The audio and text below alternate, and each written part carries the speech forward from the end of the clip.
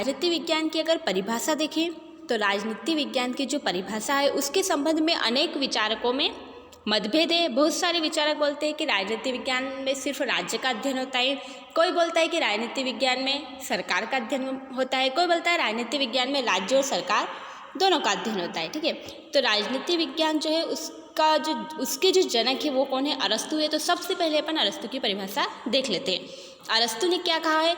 तो अरस्तु के अकॉर्डिंग समाज में रहने वाले व्यक्ति के जीवन के विभिन्न पक्ष होते हैं और मानव जीवन के इन विभिन्न पक्षों का अध्ययन विभिन्न समाज विज्ञानों के द्वारा किया जाता है।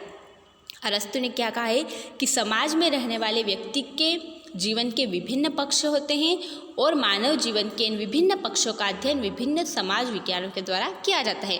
जैसे कि समाजशास्त्र मानव के सामाजिक जीवन का अध्ययन करता है, अर्थशास्त्र मानव के आर्थिक जीवन का अध्ययन करता है और नीतिशास्त्र मानव जीवन के नैतिक पक्ष का अध्ययन करता है। ठीक इसी प्रकार राजनीति विज्ञान द्वारा मानव जीवन के राजनीतिक पक्ष का अध्ययन किया जाता है। ये परिभाषा दी है अरस्तु ने, मतलब कि अरस्तु ने बताया है कि राजनीति विज्ञान में किसका अध्ययन होता है? मानव जीवन के राजनीतिक पक्ष का अध्ययन किया जाता है। अब इसके बाद अगर अपन देखें परिभाषा को और, तो राजनीति विज्ञान की परिभाषा को 3 वर्गों में बांटा गया है ना। तो 3 जो वर्ग है वो क्या बोलते हैं? तो पहला पॉइंट आ जाएगा इसमें, राजनीति विज्ञान केवल राज्य के अध्ययन के रूप में, मतलब कुछ विचारक और विद्वान जो है दार्शनिक राजनीति विज्ञान के, वो क्या कहते हैं कि राजनीति विज्ञान में केवल राज्य का अध्ययन किया जाता है। सेकेंड पॉइंट आ जाएगा राजनीति विज्ञान केवल सरकार के अध्ययन के रूप में। तो कुछ विचारक और विद्वान क्या बोलते हैं कि राजनीति विज्ञान में केवल सरकार का अध्ययन किया जाता है। फिर थर्ड पॉइंट आ जाएगा कि राजनीति विज्ञान राज्य और सरकार दोनों के अध्ययन के रूप में। तो जो कुछ विचारक होते हैं वो क्या बोलते हैं विद्वान की राजनीति विज्ञान में सिर्फ राज्य का नहीं और न ही सिर्फ सरकार का अध्ययन होता है, राजनीति विज्ञान में राज्य और सरकार दोनों का अध्ययन होता है। अब इसके बाद अपन देखिए इनकी थोड़ी सी डिटेल देख लेते हैं डिटेल पॉइंट। राजनीति विज्ञान पहला पॉइंट क्या आएगा? राज्य के अध्ययन के रूप में। तो कौन से विद्वान हैं जिन्होंने राजनीति विज्ञान को राज्य का अध्ययन बताया है? तो ब्लंटसली, डॉक्टर गार्नर, गुडनोम, एक्टन एवं डॉक्टर जकारिया, ये विद्वान राजनीति विज्ञान को केवल राज्य के अध्ययन को स्वीकार करते हैं। राज्य के अध्ययन को कौन स्वीकार करता है? ब्लंटसली, गार्नर, गुडनोव, एक्टन, जकारिया, ये विद्वान राजनीति विज्ञान को केवल राज्य के अध्ययन को स्वीकार करते हैं कि राजनीति विज्ञान में केवल राज्य का अध्ययन होता है।